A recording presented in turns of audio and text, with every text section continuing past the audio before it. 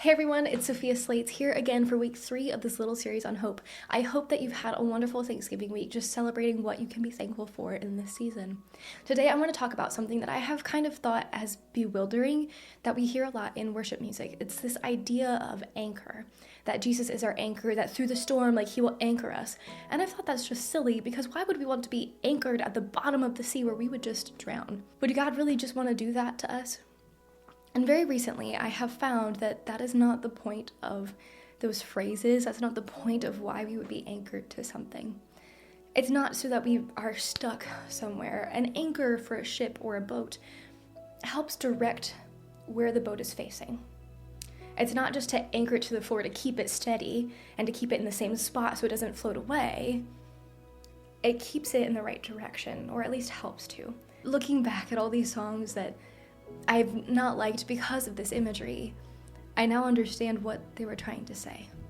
And I hope that as we go throughout this season, you can see that as a hopeful thing and not as a dragging down, keeping you somewhere thing like I've often thought. Hebrews 6:18-19, in broad summary paraphrase, says this: those of us who have fled from the storms of life to take refuge can hold on to hope that is set before us, because that hope is like an anchor for our weary souls. Hope is not easily found often. Hope is not just this tangible thing that we can say, oh, I'll drink a little more of this and I'll be happy and I'll have hope.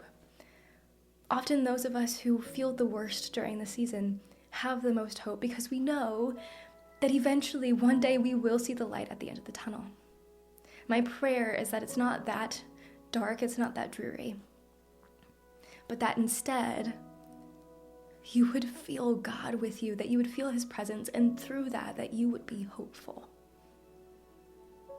Let that be an encouragement to you. Don't let the anchor just drag you down. Let it focus you on God's truth, on our hope, our eternal hope. And let that carry you throughout this wonderful season, even if it's tinged with sadness. I'm praying for you. I'm praying blessings over you throughout this season, and I'll see you this weekend.